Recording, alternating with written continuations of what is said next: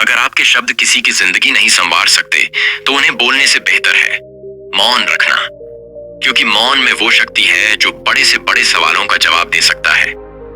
दोस्तों, खुद को बदलने का सबसे सरल तरीका है उन जगहों पर चुप रहना जहां शब्दों से ज्यादा मौन की जरूरत होती है। मौन ही वह कुंजी है जो आत्माधिकार और शांति का मार्ग खोलती है। आज की यह बौद्ध कहानी काफी प्रेरणादायक और ज्ञानवर्धक होने वाली है, इसलिए वीडियो को अंत तक जरूर देखें।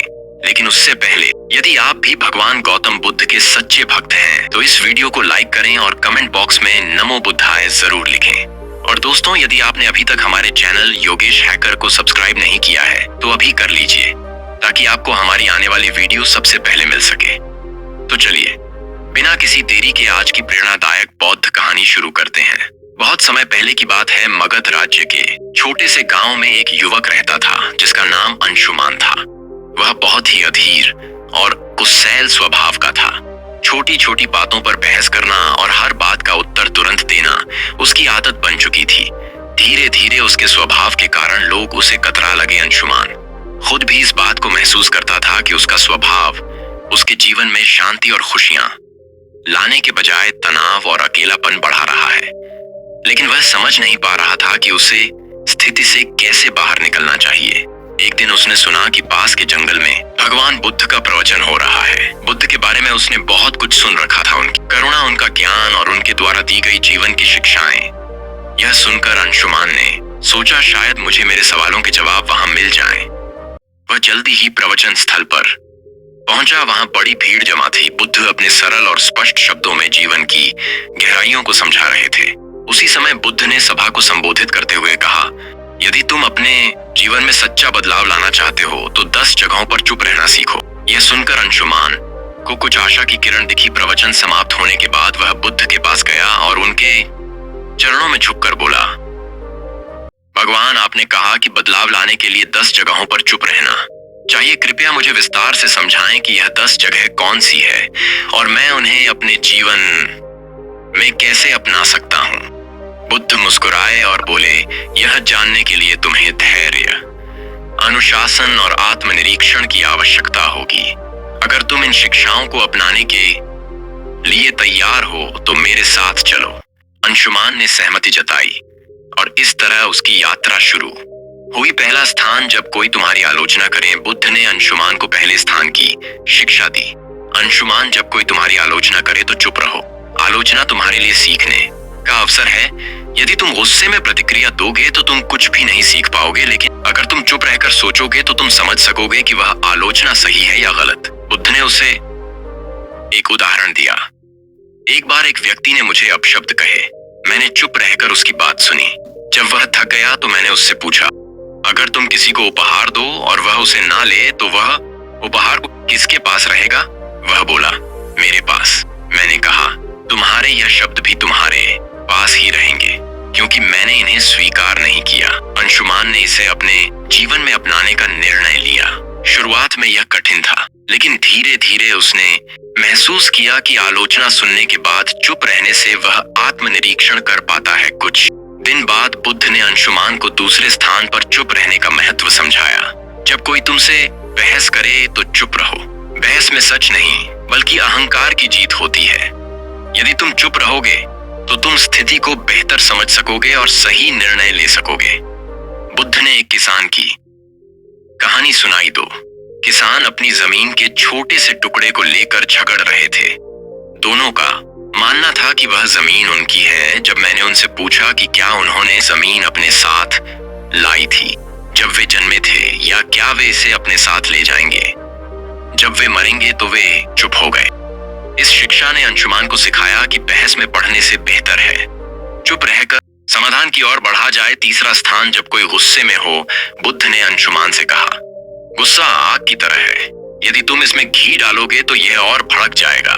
इसलिए जब कोई गुस्से में हो तो चुप रहो, उसकी गुस्से की ऊर्जा खत्म हो जाएगी। इसके लिए उन्होंने एक कहानी सुनाई। एक राजा ने अपने मंत्री को गुस्से में फांसी की सजा सुनाई। मंत्री ने कुछ नहीं कहा। अगले दिन राजा को पछता हुआ और उसने मंत्री को माफ कर दिया। अगर मंत्री उस समय राजा से बहस करता तो शायद उसकी जान चली जाती। अंशुमान ने इसे भी अपने जीवन में अपनाया। चौथा स्थान, जब तुम दुखी हो। एक दिन अंशुमान को किसी बात पर गहरा दुख हुआ। उसने बुद्ध से कहा, भगवान, मैं इस पीड़ा को सहन नहीं कर पा रहा। बुद्ध ने कहा, जब तुम दुखी हो तो चुप रहो। दुख तुम्हारे भीतर के बदलाव का द्वार हो सकता है। चुप्पी में तुम्हें अपने प्रश्नों के उत्तर मिल सकते। बुद्ध ने उसे यह भी बताया कि दुख तुम्हें मजबूत बनाता है, बशर्ते तुम उसे समझने की कोशिश करो। पांचवा स्थान, जब कोई तुम हुए। बुद्ध ने अंशुमान से कहा, जब कोई तुम्हें जानबूझकर उकसा तो चुप रहना ही सबसे बड़ा उत्तर है।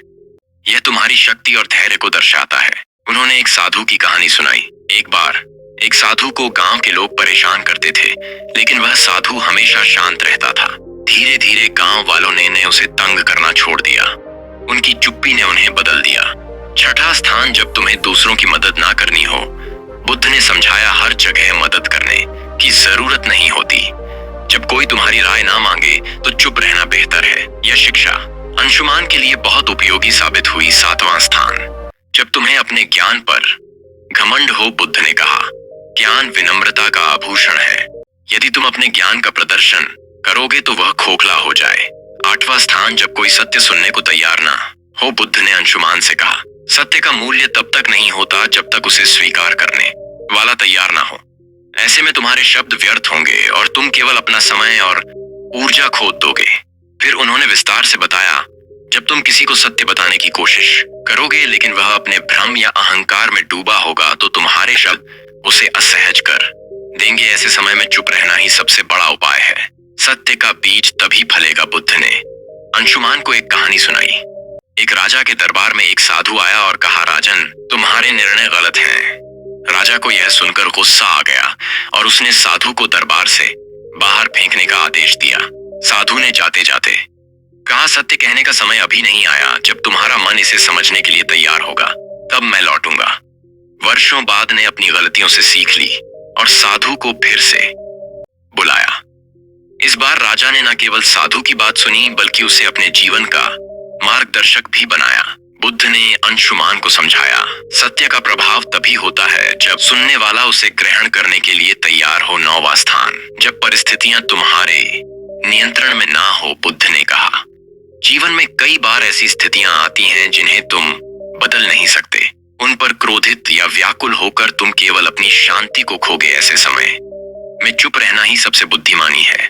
उन्होंने समझाया, चुप रहना कोई कमजोरी नहीं बल्कि धैर्य और संतुलन का प्रतीक है। जब परिस्थिति तुम्हारे बस में नहीं हो तो उसे स्वीकार करो और शांत रहो। यही मानसिक शक्ति का आधार है। बुद्ध ने एक घटना का जिक्र किया। एक बार एक किसान ने बुद्ध से पूछा, मेरा खेत सूखा पड़ा है, बारिश नहीं हो रही, मैं क्या करूं? बुद्ध ने कहा, तुम बारिश नहीं बदल सकते लेकिन तुम अपनी मेहनत को दिशा दे सकते हो। चुप रहो और अपने खेत के लिए वैकल्पिक उपाय खोजो। शांति से सोचो और समाधान खुद आ जाएगा।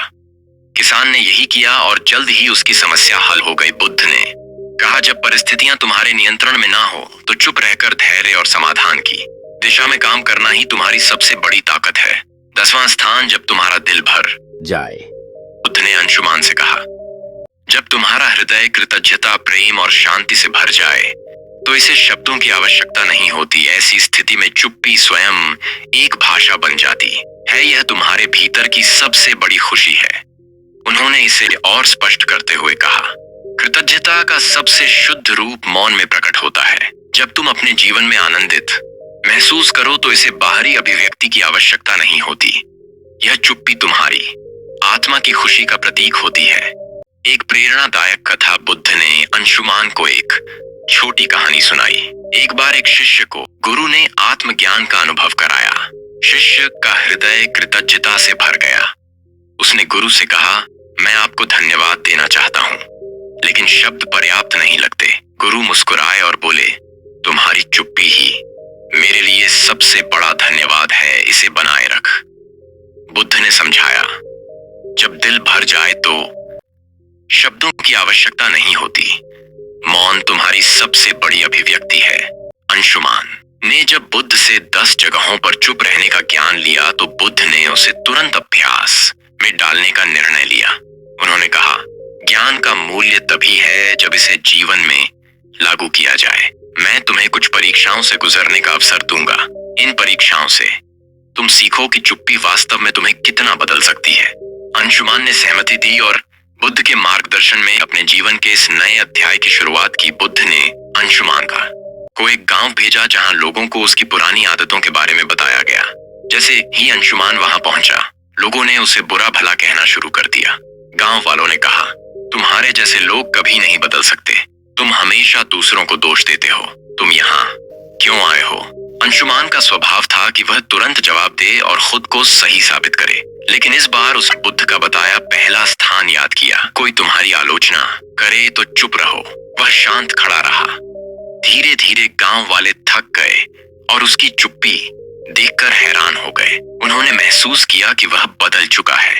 अंशुमान बुद्ध के पास लौटा और कहा, भगवान, चुप रहना कठिन था, लेकिन इससे मुझे एक नई ऊर्जा मिली। बुद्ध मुस्कुराए और बोले, यही पहला कदम है। अब अगली परीक्षा के लिए तैयार हो जाओ। दूसरी परीक्षा जब कोई बहस करे।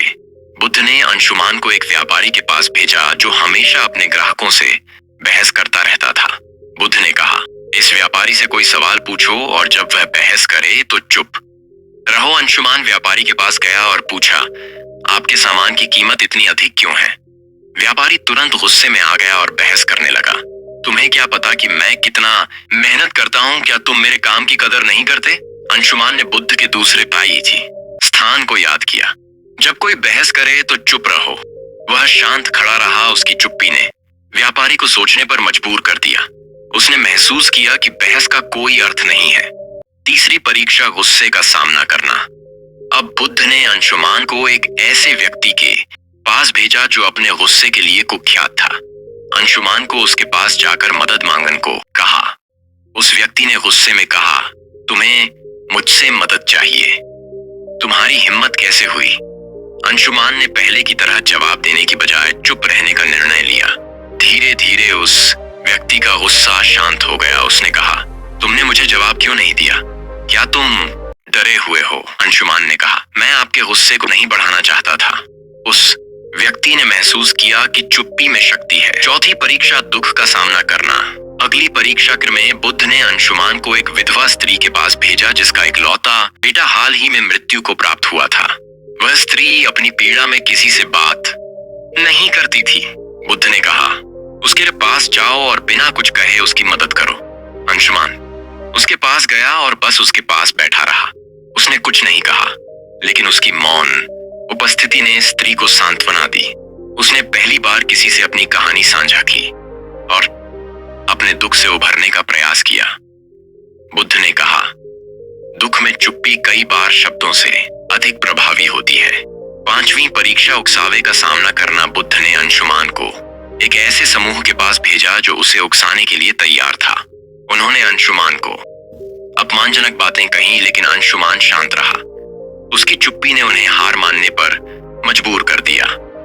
परीक्षाओं के बीच अंशुमान ने बुद्ध से पूछा, भगवान, चुप रहना कैसे इतना प्रभावी हो सकता है?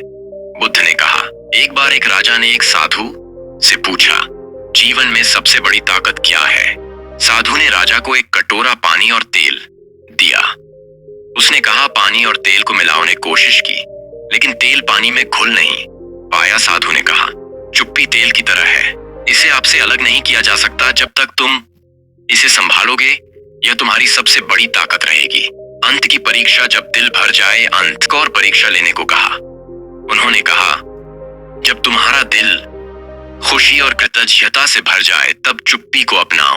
अंशुमान ने महसूस किया कि जब वह अपनी सभी परीक्षाओं में सफल हुआ तो उसका दिल शांति और आनंद से भर गया। उसने बुद्ध के चरणों में झुककर कहा, भगवान, मैं बदल चुका हूं। अब मैं जानता हूं कि चुप्पी ही सच्चा ज्ञान है।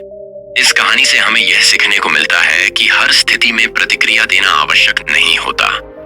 चुप रहना केवल शब्दों का अभाव नहीं, बल्कि आत्मसंयम और आंतरिक शांति का प्रतीक है। जब हम प्रतिक्रिया देने की बजाय समझने और धैर्य रखने का अभ्यास करते हैं तो जीवन में वास्तविक संतुलन आता है। इसलिए चुप रहना सीखो। यही सच्चा बदलाव है।